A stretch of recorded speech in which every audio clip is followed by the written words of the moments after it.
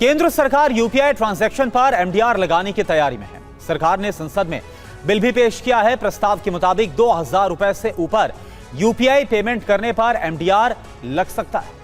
हालांकि दावा है कि इससे आम जनता पर असर नहीं पड़ेगा। ये एमडीआर सिर्फ बड़े व्यापारियों पर लगेगा, लेकिन सवाल कई हैं। इस रिपोर्ट में देखिए।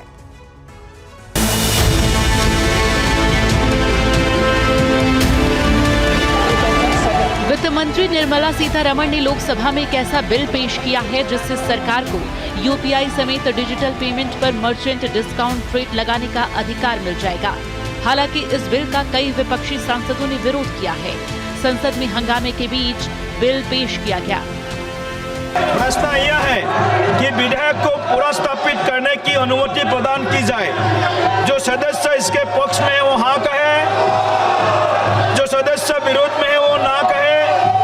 मेरे विचार में निर्णय हाँ वालों के पक्ष में हुआ, हाँ वालों के पक्ष में हुआ, अनुमति प्रदान की जाती है। माननीय मंत्री जी अब विधेयक को पुनर्स्थापित करें। So I introduce the bill.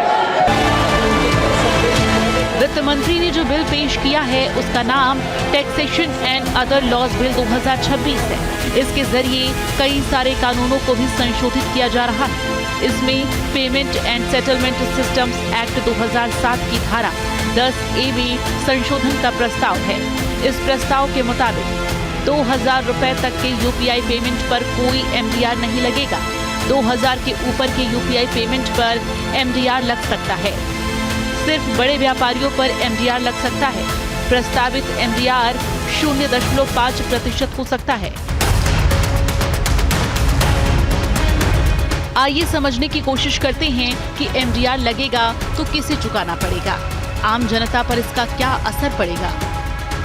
आपको बता दें कि अगर एक व्यक्ति दूसरे व्यक्ति को पैसे भेजता है तो कोई चार्ज नहीं लगेगा, यानी आम लोगों के लिए यूपीआई पहले की तरह पूरी तरह फ्री होगा। एमडीआर केवल दुकानदारों और व्यापारियों पर लागू होगा, यानी ग्राहकों पर इसका असर नहीं होगा। प्रस्तावित नियम में ये साफ हो गया है कि दो आम लोगों के बीच होने वाले लेन देन में कोई चार्ज नहीं लगेगा, यानी आम आदमी के लिए ये फ्री ही रहेगा। प्रस्तावित फीस दुकानदारों और व्यापारियों पर लागू होगी, लेकिन इस बात का डर है कि कारोबारी इस खर्च को भी ग्राहकों से वसूल सकते हैं।